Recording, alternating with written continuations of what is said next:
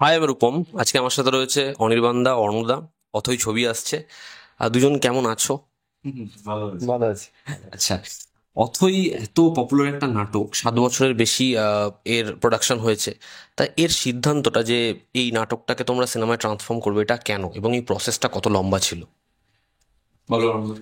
আহ, সেটা হচ্ছে যে আম, শুরু হয়েছিল ওই আমি লকডাউনের সময় ওই নিজের কারণেই আর কি।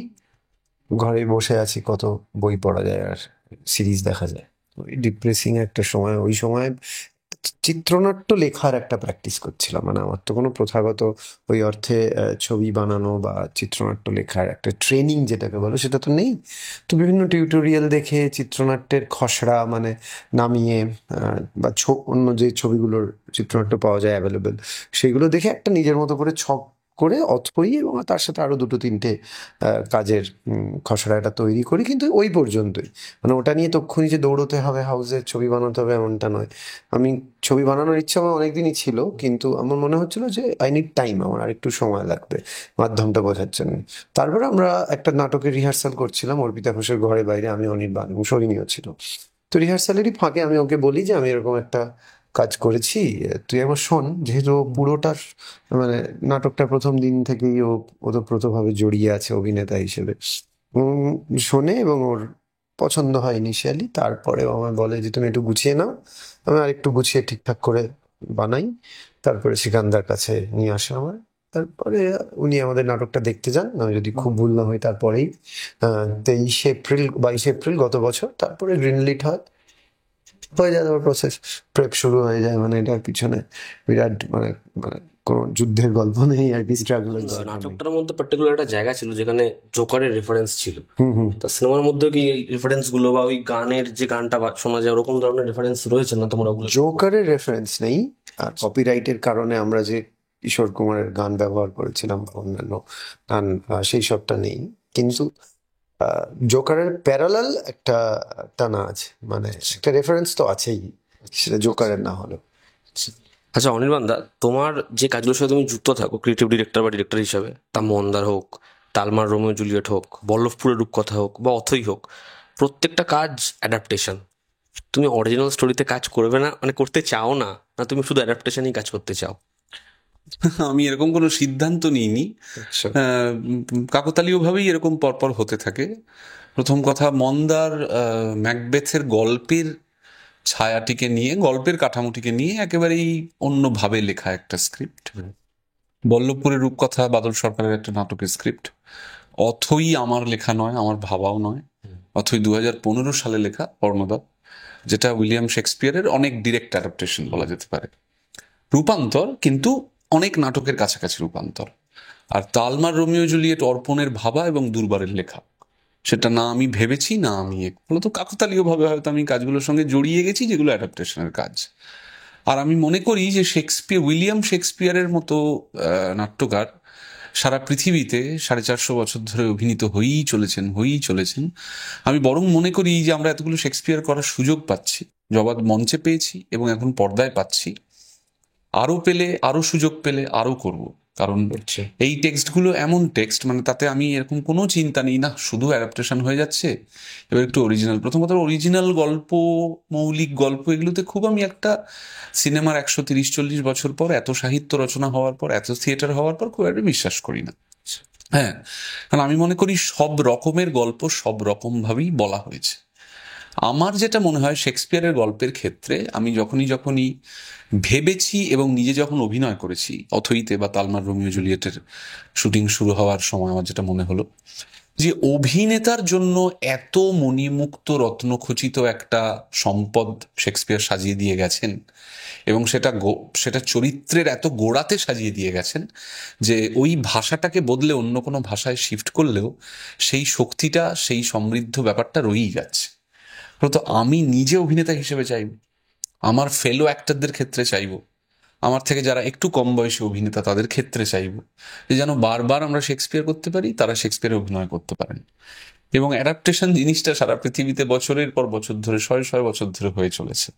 মূলত সেক্ষেত্রে খুব কখনো যদি মাথায় আসে মৌলিক কিছু একটা গল্প বলতে ইচ্ছে করে বা কিছু করে, আমার বেশিরভাগ সময় এরকম হয়েছে। আমি যখন থিয়েটারও করেছি, আমি খুবই অল্প থিয়েটার নির্দেশনার কাজ করেছি, কিন্তু যা করেছি মূলত অন্যদের লেখা।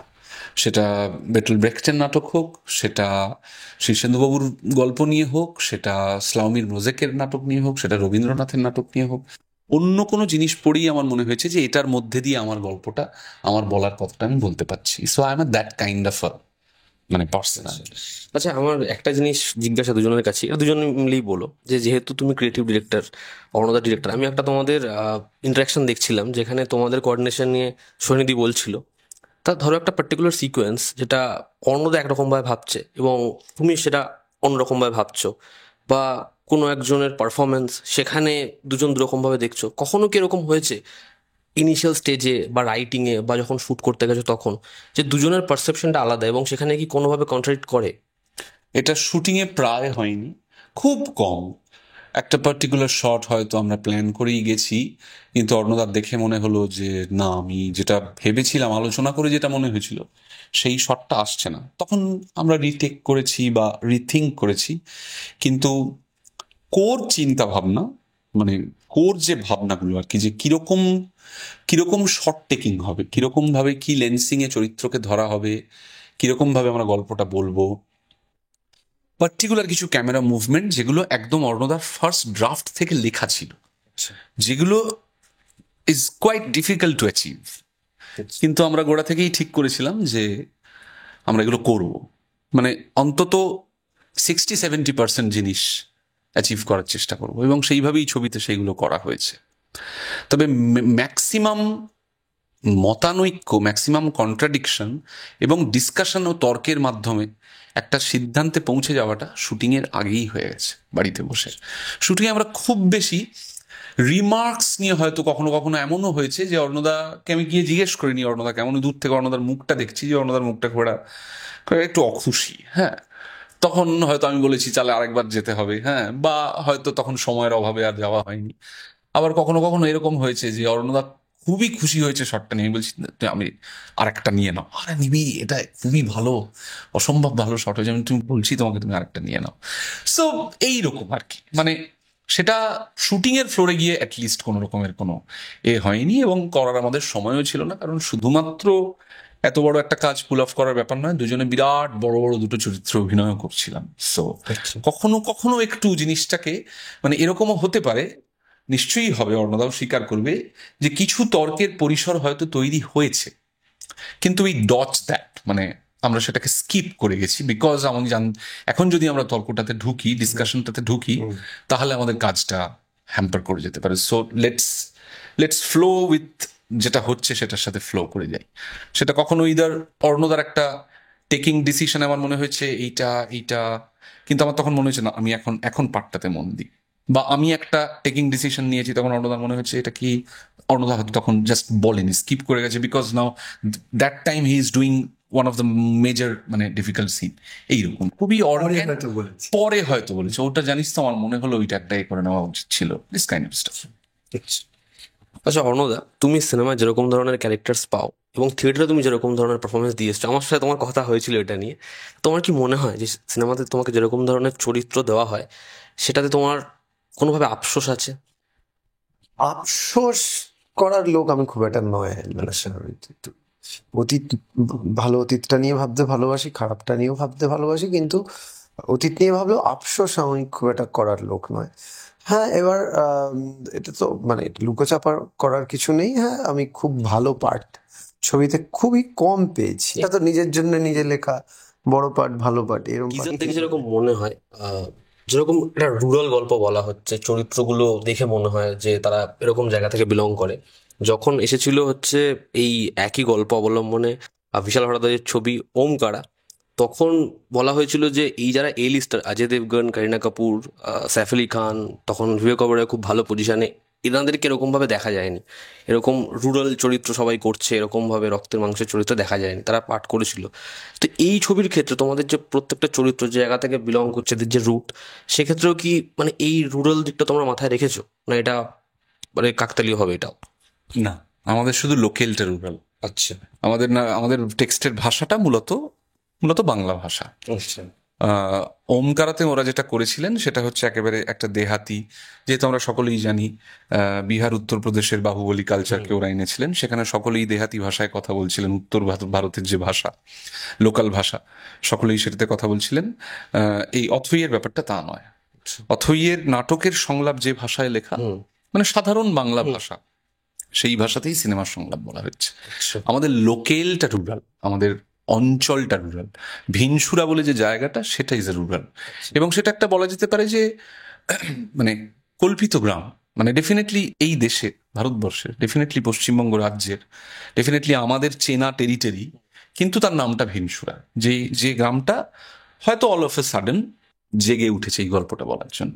আচ্ছা আচ্ছা অনির্বাণ, একটা ঘটনা আমি শুনি ছবিটা মানে ছবিটা সংক্রান্ত, যে এই ছবিতে তুমি মেয়ের গলায় অপেরা গেয়েছো, লিরিক্স লিখেছো আমরা জানি, তবে মেয়ের গলায় তুমি অপেরা গেয়েছো, এটা কি সত্যি? এবং এটা কতটা ডিফিকাল্ট? বাবা, আমি গিয়ে মিউজিক ডিরেক্টরের বাড়িতে একদিন স্ক্র্যাচ শুনতে গেছি, তখন আমার মনে হলো এখানটা একটা ওই অপেরা মতো থাকলে ভালো হতো।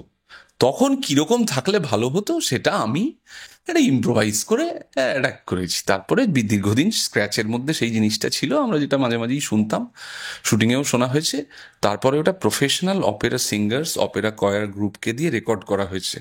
ফলত কোনো অপেরা ওইভাবে দেওয়া যায় না, অপেরা গাইতে প্রচন্ড স্কিল লাগে। কিন্তু আমাদের যে সেন্স আছে, মানে আমাদের যে ধারণা আছে অপেরা সিঙ্গার কেমন হয়, তারা কিরকম করে ডিনোটে করে, ওরকম করে জাস্ট একটা রেফারেন্সের জন্য। এখানে যে সংলাপগুলো আছে, একটা পার্টিকুলার সংলাপ আমরা টিজারে শুনতে পাই যে মানুষ মানুষকে ঘেন্না করে, হলে ট্রোল করে। এই যে সংলাপগুলো, এগুলো কি মানে যখন লিখেছিলে, তুমি তুমি সংলাপ লিখেছো, তো এর মধ্যে কি বাস্তবের যে রূপ? অনির্বাণ দা একবার ইন্টারভিউতে বলেছিল যে আমার খুব ক্ষোভ রয়েছে, সাধারণ মানুষেরও খুব রাগ রয়েছে, তারা রাগ উগড়ে দেয়, ইন্টারভিউতেই বলেছিল। তা তুমি বলো যে এই যে সংলাপগুলো, এগুলো কি বাস্তব থেকেই নেওয়া? বাস্তব থেকে নেওয়া নয়, মানে এটা বাস্তব থেকে নেওয়া তো বটেই। মানে আমরা যখন কিছু নির্মাণ করি তখন তখন তো মানে জৈবিকভাবে যা আসে, ধরো সময় তোমাকে যে কোডটা পাঠাচ্ছে, চিহ্নটা পাঠাচ্ছে, সেটা তোমার সেটা তোমার লেখার মধ্যে এসে পড়ে আর কি। আর ওই একজন খুব পুরনো জাপানি ফিল্ম ডিরেক্টর ছিলেন মিকিও নারুসে, তার একটা দারুণ কথা ছিল। তিনি বলেছিলেন যে আমরা সারা জীবনে যা যা নিয়ে বাঁচি সেটা যন্ত্রণা, পেন, সেইটা জমিয়ে রাখি, আর সেইটা আমার কাজের মধ্যে দিয়ে রিফ্লেক্ট করে আমি সেটা যত্ন করে রাখি। এটা আমার দারুণ পছন্দ হয়, এবং আমার মনে হয় যে আমার সময় বহুদিন ধরে, বহু বছর ধরে, প্রায় 1.5 দশক ধরে যন্ত্রণা বেশি দিয়ে আসছে আমার সময় আরো সেই দিকে যাচ্ছে আর কি। তো সেই যন্ত্রণাটা আমি কখনো কখনো লালন করি, কখনো কখনো ঝেড়ে ফেলার চেষ্টা করি। সেই যন্ত্রণা থেকেই তো এইসব সংলাপ উঠে আসে। টিজারে আমরা যে শর্টস গুলো দেখি, মূলত একটা শর্টস রয়েছে, যারা বাচ্চাটা জামা ছিঁড়ে জামাটা দেয়, এবং পিওভি শটে জামার ছেঁড়া থেকে আরেকজনের মুখ দেখা যায়, বা যেখানে অনির্বাণদার ক্যারেক্টারটা বসে রয়েছে, সংলাপটা মনোলগে বাজছে, এবং আমরা দেখি যে একটা কোনো হোলের মধ্যে দিয়ে তাকে দেখা যাচ্ছে, রিফ্লেকশন পড়ছে জলের। আরো একটা শট রয়েছে যেখানে তোমার ক্যারেক্টারটা বলছে আমি ভালোবাসায় বিশ্বাস করি, চরিত্রটা হেঁটে আসছে দুর্গম পথ, পিছনে জনশূন্য, ব্ল্যাক পড়ে রয়েছে, একটা গাছের শিকড় রয়েছে। তো এই যে রেফারেন্সেস গুলো শর্টের, বা তোমাদের যে পোস্টারটা, সেখানে অনির্বাণদার ক্যারেক্টারটা একটা টিল ব্লু কালারের মধ্যে রয়েছে। তা আমার তো মনে হয়েছিল পোস্টারটা দেখে ক্যারেক্টারটাকে টক্সিক ইন্ডিকেট করার জন্য করা হয়েছিল, না হতে পারে, এটা আমার মনে হয়েছিল এটা। তো এই যে ভিজুয়ালি স্টোরি টেলিং বা এরকম ধরনের শর্টস, তো এগুলো তোমাদের প্রি প্রোডাকশনের প্রত্যেকটা শর্টসের একটা ইন্ডিকেশন থাকবে, বা এটার এরকম লাইটিং কন্ডিশন, এগুলো তোমরা কি অনেক দিন ধরে ডিজাইন করেছো? যেমন আমাকে অনির্বাণদা বললো যে তুমি আগে থেকে কিছু শর্টস ভেবেছিলে, এগুলো কি প্রত্যেকটা ক্ষেত্রে হয়েছে পার্টিকুলার শর্টস ধরে ধরে? স্ক্রিপ্ট লেখার মধ্যে আমি জানি না যারা শুধুমাত্র স্ক্রিপ্ট লেখেন, আবার যারা পরিচালক এবং স্ক্রিপ্ট রাইটার কি হয় আমি তো জানি না, কিন্তু যখন স্ক্রিপ্ট লেখা হচ্ছিল, চিত্রনাট্য সংলাপ লেখা হচ্ছিল, তখন থেকেই মাথার মধ্যে কিছু শর্ট মানে পেনিট্রেট করতে থাকছিল। মানে সবটা নয়, মানে গোটা ছবিটা নয়, কিন্তু অনেকটাই সেইটা কিছু কিছু ক্ষেত্রে আমি স্ক্রিপ্টে ইনকর্পোরেট করেছি, ও সেটা আরেকটু ডেভেলপ করেছে, এক্সিকিউট করেছে পরে। কিন্তু যেটা বলার সেটা হচ্ছে যে আমরা গোটা ছবিটাই তো এঁকে নিয়ে গেছিলাম। আচ্ছা, মানে আমরা সব টিম, ও, আমি, কখনো কখনো সৌমিক দা, অরিত্র, জয়, আমাদের যে টিম, আমরা সবাই মিলে বসে একমত হয়ে শর্ট ডিভিশন করে গিয়েছি ওখানে। এবার কিছু কিছু ক্ষেত্রে যেমন সৌমিক দা, ওইটা হঠাৎ মনে হয়েছিল যে ওই শটটা নেই জামার এটার মধ্যে দিয়ে, কিন্তু এটা 90% ছবিটা কি ইফ নট মোর সেটা মানে done and dusted before shoot আর কি। আচ্ছা আচ্ছা, অনির্বাণ দা, মন্দারের একটা আমরা কালারের খুব বেশি ব্যবহার দেখতে পাই, রেড, বা যখন আমরা ব্যোমকেশ দেখি তোমার ওখানে একটা টিল কালারের বেশি ব্যবহার দেখতে পাই, এবং এখানে আমরা মানে যদিও টিজার দেখে কতটা বোঝা সম্ভব একটা রেড এবং ব্লু দেখতে পাচ্ছি, এবং শেষে যখন হেল্প বলে চিৎকার করছে আমরা একটা রেড শুধু লাইট দেখতে পাই। তো এই যে এই লাইটের ব্যবহার তোমার মানে এটা যদি তুমি একদম খুব জোর দাও যে আমার এরকম ধরনের ট্রিটমেন্ট চাই, এরকম ধরনের ট্রিটমেন্ট করবো আমি। আহ, উম, আহ, কিভাবে বলি, আমাদের আসলে কি হয়, আমরা আহ, উম, মানে কিছু জিনিস এরকম হয় যেটা ভেবে নিজেদের এক্সাইটেড লাগে, আচ্ছা, যে মনে হয় যে এরকম হলে কেমন হয়। হুম, এরকম কোনো ক্লেম করছি না যে বিশ্ব সিনেমা এরকম কিছু হয়, এভরিথিং হ্যাপেন, মানে সব রকমের হয়ে গেছে, এক্সপেরিমেন্ট হয়ে গেছে। আমি যে যৎকিঞ্চিত ছবি দেখেছি, আমি তো আর অনেক ছবি দেখিনি বা সব ছবি তো প্রশ্নই ওঠে না, কিন্তু তাতেও আমি যা যা ঘটতে দেখেছি, যা যা হতে দেখেছি সিনেমা লাইটিং এর ক্ষেত্রে, তো আমার এইটুকু একটা দৃঢ় বিশ্বাস ছিল যে সিনেমা লাইটিং এ অনেক কিছু করা যায়, অনেক কিছু হয়। হ্যাঁ, realistic film making, realistic story telling, এসব পৃথিবীর সিনেমাতে বহুদিন আগে ভেঙে গেছে। খানিকটা রিয়েলিস্টিক, বাকিটা রিয়েলিস্টিক নয়, মানে দেয়ার ইজ নো, মানে কোনো সংজ্ঞা নেই এটাকে সিনেমা বলে, এটা ঠিক সিনেমা হলো, এটার কোনো সংজ্ঞা নেই। ফলত আমাদের মনে হয় যে আমরা এই স্টোরি টেলিংটাকে নিজেদের কাছে এবং দর্শকের কাছে কতটা এক্সাইটিং, উত্তেজক, অ্যাপারেন্টলি খানিকটা নতুন, একটু অচেনা করে তুলতে পারবো, আমরা সেটা সেটা করি। কিন্তু আমার মনে হয় যে অরণ্যদাও এটা সেকেন্ড করবে, যে আমাদের কোরে যেটা থাকে ফর ক্রিয়েটিং সামথিং, কখনোই যেন সেটা এই যে মানুষটা বা মানুষগুলোর গল্প বলা হচ্ছে তাদের থেকে সরে না যায়। কখনো যেন এই সিনেমার মধ্যে যাই ঘটে থাকুক, যে কায়দা, যে এক্সপেরিমেন্টেশন, যে গিমিক, যে জার্ক, যাই করে, কখনো যেন সেটা এই মানুষগুলোর গল্প থেকে বড় না হয়ে গেল।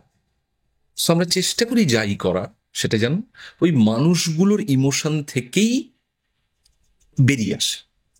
সো যা যা তুমি অথইদের টিজারে যতটুকু দেখেছো এবং আলটিমেটলি গোটা ছবিতে যা দেখবে, সবই কিন্তু তুমি যদি মন দিয়ে দেখলেই বুঝতে পারবে সবই মানুষগুলোর মধ্যে থেকে উঠে আসা।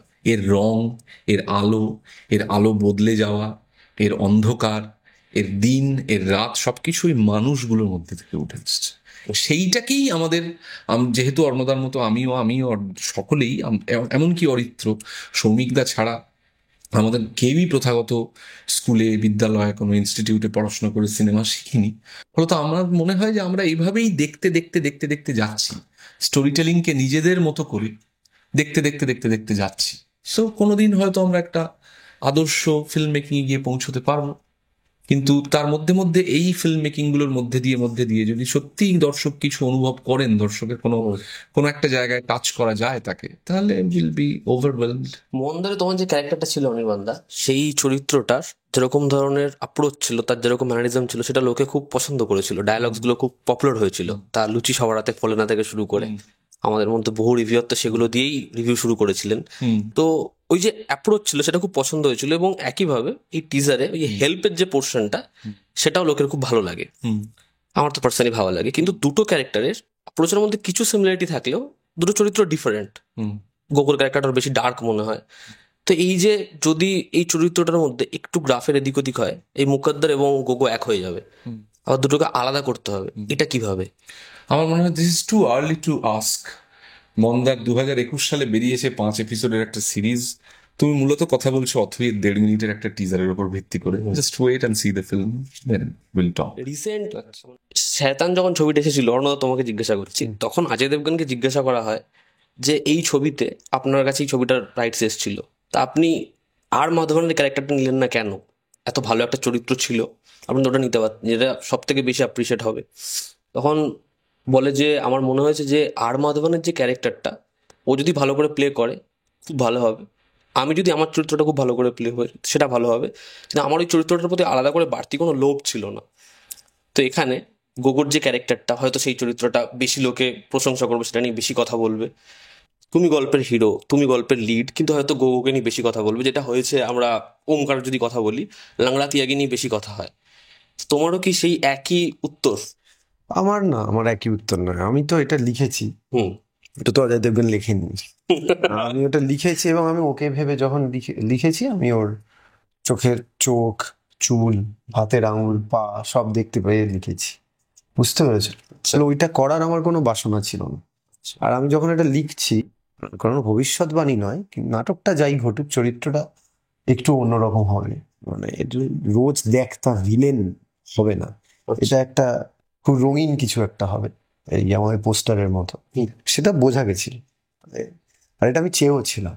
কিন্তু করতে করতে যখন গোগোর চরিত্র বেশি হাততালি পেয়েছে এবং পায়েও, ছবিতেও হয়তো পাবে, সেখানে আমার কোনো কমপ্লেক্স কাজ করেনি। মানে সেটা তো আমার নির্মাণ বলেই হয়তো করেনি, অন্য নাটক হলে কি হবে আমি জানি না।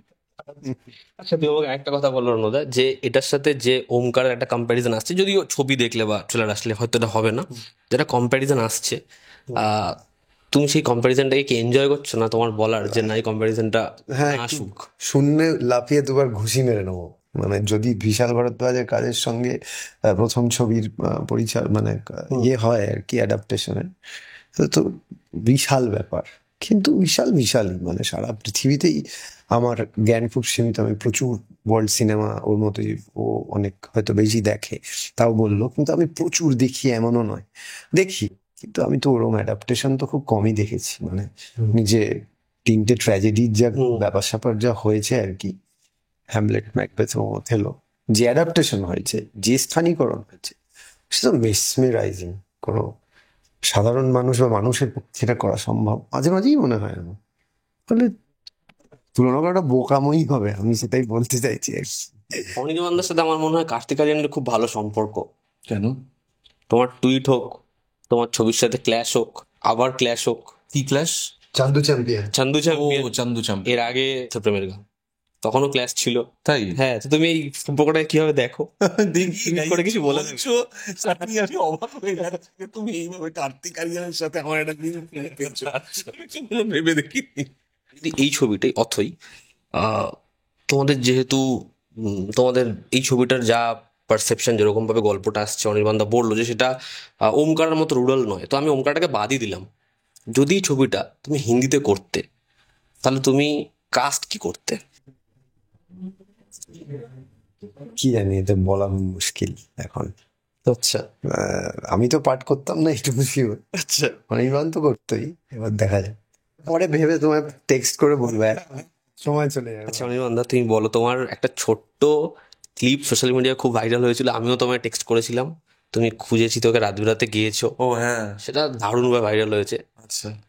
অডিয়েন্সও তখন বলছিল যে তুমি কবে এরকম একটা মেইন স্ট্রিম ছবিতে এরকম ভাবে গান করবে বা তুমি লিপ মেলাবে, তো সেরকম কবে হবে? আমাকে তুমি একটু ডিরেক্টর প্রডিউসারদেরকে গিয়ে বলো, তারা আমাকে নিলেই আমি করবো, আমার কোনো অসুবিধা নেই। খুব বাজে কথা বলছো না তুমি এটা? আরে কি আশ্চর্য রে বাবা! আমি কি সিদ্ধান্ত সব নেবো নাকি যে তাহলে আমার একটা গান ভাইরাল হলো, এবার আমি, আরেকটা হচ্ছে যে কোনো একটা অনুষ্ঠানের মতো পরিবেশে একটা দুলাইন গান গাওয়া এবং সেটা চট করে একটা ভাইরাল হয়ে যাওয়া, মানে বলছি যে একটা ছোট্ট অনুষ্ঠানে দুলাইন, একটা ক্যাজুয়াল সিঙ্গিং, আর একটা গোটা ছবিতে একটা অভিনয় করা ইজ নট দ্য সেম। হ্যাঁ, এবং সেই ছবির চরিত্র, সেই ছবির, মানে আমি বলতে চাইছি তুমি যেটা বলছো কমার্শিয়াল ছবি, আমি লিপে গলা মেলাচ্ছি বলছি, সেগুলো করতে আমার নিজের কোনো অসুবিধে বা আপত্তি নেই, কিন্তু আমার কাছে তো সেই অ্যাপ্রোচ আসতে হবে রে বাবা, না হলে আমি, এরকম তো হতে পারে না। এই তো দেখুন আমি কিরকম গান গেয়েছি, এবার তাহলে আমাকে নিয়ে ওরকম একটা করুন, আমি গিয়ে ইটালিতে পাহাড়ে দাঁড়িয়ে একটু গানটা গাইতে চাই, বলতে পারি না। আমাদের এখানে বাংলা ছবির ক্ষেত্রে যেটা আমার বেশিরভাগ ক্ষেত্রেই মনে হয়, যে ম্যাক্সিমাম বাংলা ছবির যে গল্পটা বলা হয়, সেই গল্পতে যে চরিত্রগুলো থাকে, তারা শুধু কলকাতা শহর থেকে বিলং করে, এবং ছবিগুলো শুধু কলকাতার ছবি, মানে কলকাতার বাইরে আর কোনো বাংলা ছবি হয় বলে মানে ওখানকার লোকেরাও বোধহয় বিশ্বাস করে না, এবং আমরাও বোধহয় বিশ্বাস করি না। তা কলকাতার যে শুধু সীমাবদ্ধ নয়, এটা বলাটা কতটা ইম্পর্টেন্ট? এইভাবে তো ভেবে দেখিনি, মানে উত্তর দেওয়াটাও বাতুলতা হয়ে যাবে প্রথম ছবিতে। কোথায় শুধু কলকাতার বাইরে বাংলা ছবি বেরোয় না, এরকম কথা কেনই বা বলবো। কিন্তু মানে এটা ছবির তাগিদে, ছবির প্রয়োজনেই এইটা আমরা কলকাতার বাইরে নিয়ে গেছি আর কি, ছবির প্রয়োজনে, মানে বিষয়ের প্রয়োজনে। আর আমার নিজের, আমার আমার যে গ্রাম বাংলা, আমার যে বাংলা, সেইটার প্রতি আমার একটা, তার ম্যাজিকের প্রতি, সেই প্রকৃতির ম্যাজিকের প্রতি আমার একটা সম্মোহন আছে। মানে আমি সম্মোহিত হয়ে যাই বাংলার গ্রামে। ঘুরে দেখেছি আমি তার মানুষ, তার টোপোগ্রাফি, তার মানে সবটা নিয়ে যে নেচার, মানে আমি তার মধ্যে মানুষকেও ধরছি আর কি। সেইটা আমাকে চমৎকৃত করে দেয় রাদার দেন কলকাতা আর কি। এবং আমার এরপরেও যে বিষয়ে ভাবনা চিন্তা আছে, যেটা ভেবেছি লিখেছি, সেটাও আমার এই অনাবিষ্কৃত বলবো না, অলরেডি বাংলা ছবিতে প্রচুর এক্সপ্লোর করা হয়েছে আমার আমার গ্রামকে, আমার বাংলাকে, সে রিয়েল বাংলাকে, সেইটা করার তো একটা ইচ্ছে আমার আছেই। এবং এইটাও হয়ে গেছে প্রথম ছবিতেই, যেটা সেটা করা গেছে, আমি তার জন্য খুবই আনন্দিত। আচ্ছা, তোমরা অডিয়েন্সের জন্য অথৈ নিয়ে কিছু বলো। আহ, আগামী 14 তারিখ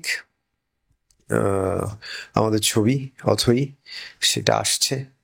আর আমি চাইবো যে কমিউনিটি ওয়াচ, ছবি দেখা, ফলে দল বেঁধে সবাই মিলে সপরিবারে আমাদের ছবি দেখুন। আমরা আশা করছি যে একটা এক্সপিরিয়েন্সের মধ্যে দিয়ে আপনাদের ঘন্টা আড়াই নিয়ে যেতে পারবো। দেখা হবে অথৈতে। অর্ণদার প্রথম ছবি এবং আমার নানান রকম স্মৃতি গত 7 বছরের এই নাটকে অভিনয় নিয়ে, আমার অভিনেতা জীবনে, থিয়েটার অ্যাক্টর জীবনে এটা একটা বিশাল কাজ, এটা একটা বিরাট বলা যেতে পারে মাইলস্টোন বলা যেতে পারে। এবং সেই ছবি আসছে, এরকম অনেক মানুষ আছেন যারা থিয়েটার দেখেছেন, তারা তো আত্মীয় বটেই, তারা তো এই নাটকের আপনজন বটেই। তার সঙ্গে সঙ্গে নতুন দর্শক যারা অথৈ মঞ্চে দেখেননি, তাদেরকেও আহ্বান জানাচ্ছি, স্বাগত জানাচ্ছি, আমন্ত্রণ জানাচ্ছি, নিমন্ত্রণ জানাচ্ছি।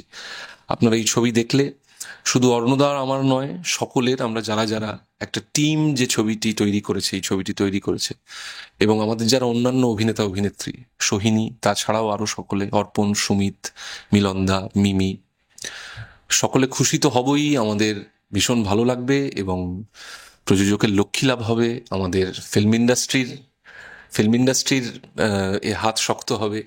সব দিক থেকেই একটা ভালো মেলবন্ধনের আশায় আমরা তাকিয়ে রয়েছি। এবং রূপম, তোমাকেও অনেক ধন্যবাদ এতটা সময় দেওয়ার জন্য, আমাদের সঙ্গে কথা বলার জন্য। তুমিও ছবি দেখো এবং জানিও।